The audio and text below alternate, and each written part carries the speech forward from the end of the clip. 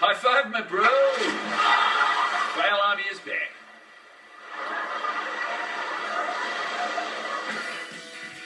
There are a lot of terrible things about living in 2017. The world is divided, climate change is killing us all, but one positive is that for the first time in living history, more people own drones than know how to use them. What's that thing? This is the remote for the new DJI Phantom 2. This is amazing to watch. We got green bars. Oh yeah! Pizzas, online shopping, DVDs, everything you can think of will one day be delivered to your doorstep by drone. Yeah! Dude. How do you feel, man? Just as soon as we chop down all those pesky trees. That's right, Joseph, the trees are the problem. Let's get rid of the trees. Dude, Where? like on here and on here. Those trees are the only thing standing in the way of a sustainable, drone-driven planet. Live and learn, I guess. Live and learn $500 for it. You could save $500 if you gave up the bloody ciggies, mate.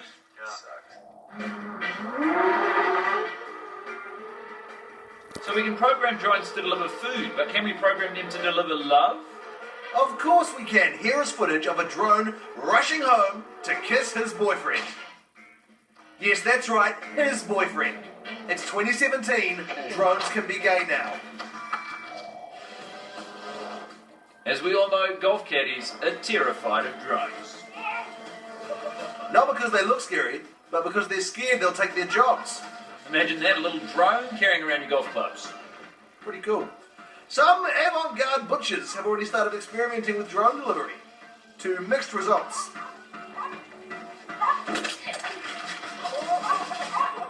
Dogs in this neighbourhood had better watch their blood pressure. All the red meat from the drone deliveries, obviously. And here's another gay drone kiss. Beautiful.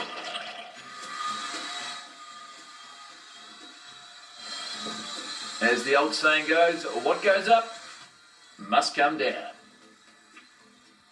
How high does it go before it starts to fall? Unless, of course, you fly your drone high enough into the atmosphere, then it gets pulled into orbit. Do you know how far away it's supposed to go? Wait, I think you should bring it back. I don't know how. I'm trying to. And as Steve knows all too well. Oh my god. I don't even see it on my video. Well, that is hard to watch because we here at Fail Army are huge advocates of drones. We filmed this whole show on a drone. That's right, it's filmed by a drone on a tripod. That's right, but by tripod we mean a big stack of drones gaffer taped together. It's a very expensive show to make. Each episode of Fail Army costs the New Zealand taxpayer $400,000. And for that, we say thanks, Mr. Prime Minister. It's time for our next segment, Fantasy vs. Reality. We've all got fantasies. Mine is to be the co-host of a popular and cheap internet clip show on my favourite medium, broadcast TV. Lucky for me, that's also my reality. Fathers, not so much. Go! All dogs dream. Some dream of drones carrying artisan meat flying over their park, and others, like Toby, dream of soaring through the sky. In Toby's head, he was not a corgi, but a prized show-jumping dog with legs in proportion to the rest of his body. And inspired by Joseph Moore and Guy Montgomery's stint on broadcast TV, Toby decided he would turn his dream into reality.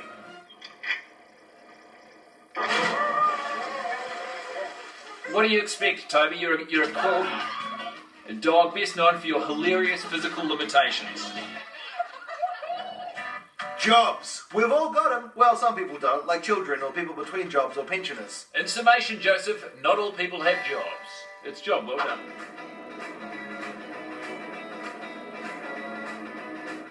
This guy does have a job. His job is to remind everyone on the warehouse floor that parkour is harder than it looks. And you can see why he got the gig. Dude's a genius.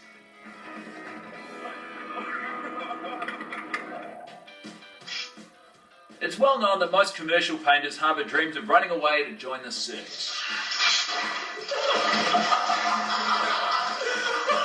It is Greg's job to remind them that that is a bad idea. Good job, Greg. Gary here works for Big Lawnmower. It's his job to go on building sites and accidentally destroy perfectly working lawnmowers so that consumers will have to buy more. It's a dishonest line of work. And Gary is a real piece of shit. F you, Gary. And it's this guy's job to make us all laugh at his general vibe and subsequent misfortune.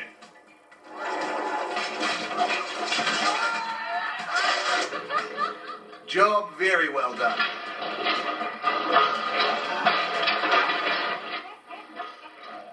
Are you ready? Yeah. This woman's job is orchestra conductor. Or so she thinks. She's living in the Matrix. Remember the Matrix? A lot of you probably don't. Coming up, a terrible place for offence. A terrible place to wear heels. And a terrible place mentally for this poor boy. And who could forget the prestigious Fail Army Medal of Honor? And we go one-on-one with Captain Fantastic Richie McCaw himself when Fail Army returns.